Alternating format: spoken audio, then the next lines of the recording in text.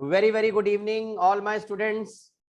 आज मुझे पता है कि कुछ स्टूडेंट्स मेरे ऊपर बड़ा गुस्सा करने वाले हैं। क्योंकि मैं उनके साथ लाइव नहीं रहूंगा यूट्यूब पर।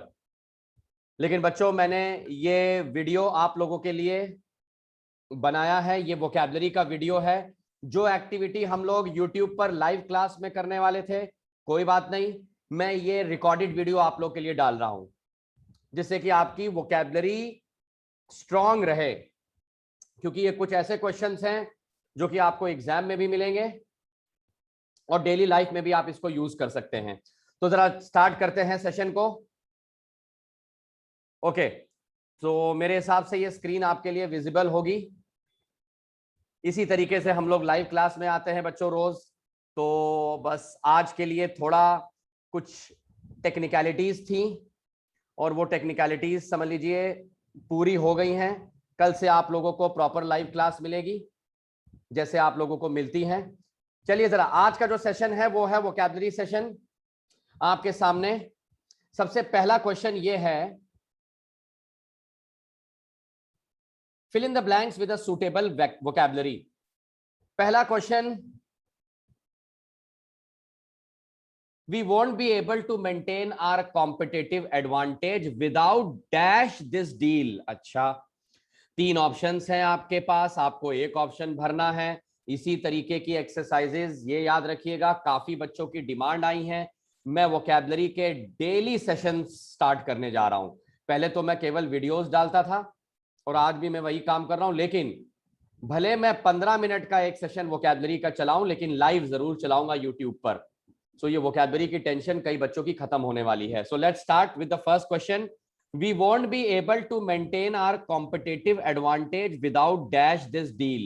इस क्वेश्चन का मतलब यह है कि हम अपने जो कंपटीशन, जो माहौल कंपटीशन का चल रहा है, उसका फायदा नहीं उठा पाएंगे या उसको मेंटेन नहीं कर पाएंगे अगर हमको ये डील नहीं मिली। If we do not get this deal. अब सवाल यह है, मैंने आंसर इनडायरेक्टली आपको दे दिया, if we do not get this deal. अब सवाल यह है कि कौन सा ऐसा वन वर्ड है जो इसी से रिलेटेड है। सो मेरे बच्चों, मुझे पता है आज आपका मैं चैट बॉक्स बहुत मिस कर रहा हूं यूट्यूब का। इसका सही आंसर है क्लिंचिंग। क्लिंचिंग का मतलब होता है विनिंग। क्लिंचिंग का मतलब सब लोग लिख लीजिए, विनिंग। और विनिंग कैसे? With a lot of determination and hard work. ये क्रिकेट के लिए ये वर्ड यूज होता है, क्लिंचिंग। जैसे मान लीजिए इंडिया कोई टेस्ट मैच जीत गई, तो वो कमेंटेटर्स कैसे बोलते हैं, that India has clinched the title.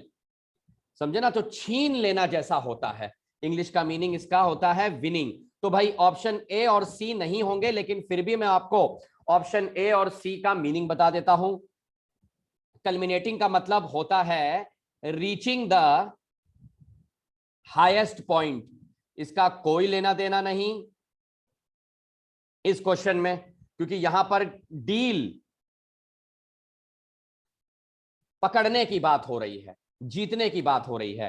Canvassing का मतलब होता है डायरेक्ट कांटेक्ट विद इंडिविजुअल। इसका मतलब आप लोग लिख सकते हैं डायरेक्ट कांटेक्ट विद इंडिविजुअल्स। सो इसका भी यहां पर कोई लेना देना नहीं। तो सबसे सटीक वर्ड, सबसे सॉलिड वर्ड कौन सा है इसमें? सबसे सॉलिड वर्ड यहां पर है क्लिंचिंग, जो कि मैंने आप लोगों को टिक लगा दिया। Option B is the correct answer. चलिए जरा अगले क्वेश्चन पे चलते हैं। ओके, तो क्वेश्चन कुछ इस तरीके से है, work on the project cannot start until the planning authority gives dash to the development. वाह, काम नहीं शुरू हो सकता जब तक मंजूरी ना दे दी जाए। इतना आसान।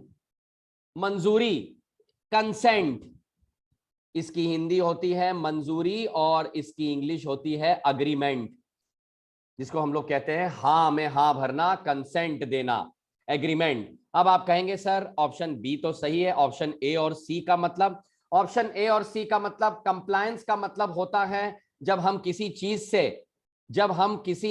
चीज से किसी विश को एग्री करते हैं, एग्रीइंग टू अ विश। यहां पर उसका कोई लेना देना नहीं, यहां डेवलपमेंट की बात हो रही है। और प्रोजेक्शन का मतलब आपको सभी को पता है, अनुमान लगाना।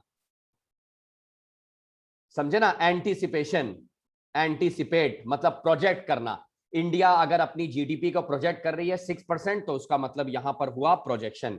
आगे चलते हैं, क्वेश्चन नंबर 3 पर चलते हैं, चलिए जरा। His party should be blamed for the political dash in the country. बताइए जरा इसका क्या सही आंसर होगा। यस क्लास,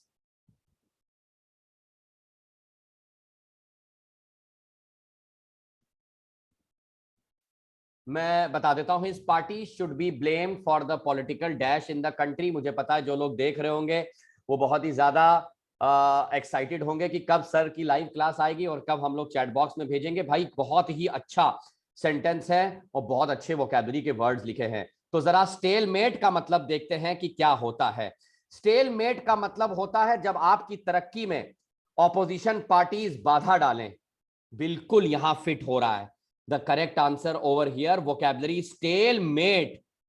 स्टेलमेट का मतलब फिर से ऑपोजिशन पार्टीज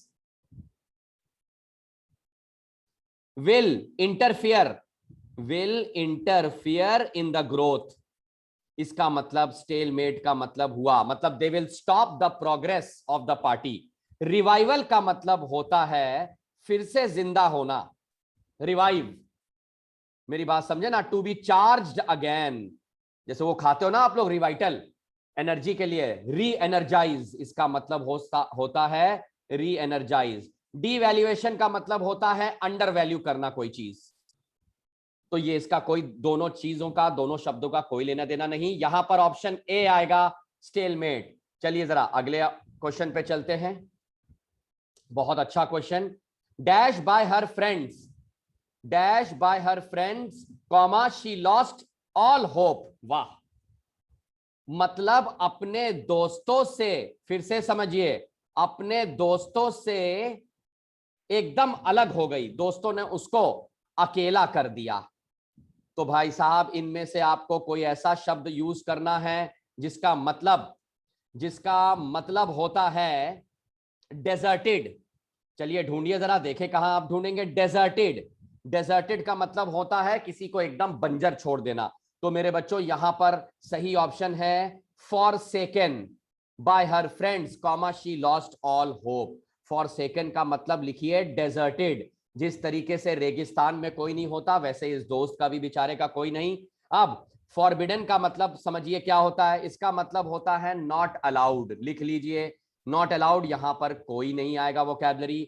फॉरलॉन का मतलब होता है लोनली, तो लोनली बाय हर फ्रेंड्स गलत वोकैबुलरी यहां के लिए। सही है ऑप्शन बी, ऑप्शन ए और सी एकदम गलत।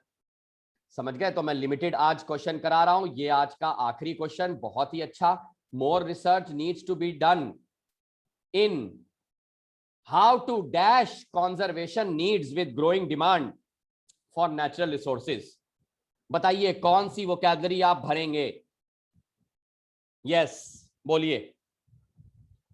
चलिए आज आप मेरे साथ भले ना हो, लेकिन मैंने आप लोगों के लिए ये वीडियो इसी वजह से बनाया जिससे कि आपकी प्रैक्टिस ना छूटे। ये सेंटेंस बोल रहा है कि काफी ज्यादा रिसर्च करना है, ये देखने के लिए रीचेकिंग करने के लिए, रीचेकिंग। तो भैया रीचेकिंग से वर्ड साफ साफ दिखाई दे रहा है रिकंसाइल। रिकंसाइल का मतलब होता है रीचेक। रीचेक ये एग्जाम से भी संबंधित वर्ड आता है रिकंसाइल। और अब हम दोनों के वर्ड्स देखते हैं कि ये दोनों वर्ड्स क्या होंगे एक्चुअली। भाई ऑप्शन तो बी होगा, रिकंसाइल मैंने आपको बता दिया, यहां भरा जाएगा। समझ गए ना। अलाइन का मतलब होता है गठबंधन। मेरी बात समझे ना, जैसे अलायंस से बना हुआ है ये वर्ड अलाइन, अलाइनमेंट। ऑब्लाइज का मतलब होता है लीगल और मॉरल। यहां पर उसका कोई लेना देना नहीं, क्योंकि ये बोल रहा है कि काफी रिसर्च की जरूरत है ये देखने के लिए कि कंजर्वेशन नीड्स डिमांड के हिसाब से कितनी ज्यादा बढ़ रही या घट रही है। तो रिकंसाइल मतलब रीचेकिंग की करने की जरूरत है। तो मेरे बच्चों ये मैंने आपको लिए 5 क्वेश्चंस डिजाइन किए थे। ये 5 क्वेश्चंस को आप लोग प्लीज जरूर देखिएगा। मैंने एक एक वर्ड का मीनिंग आप लोगों को बताया है।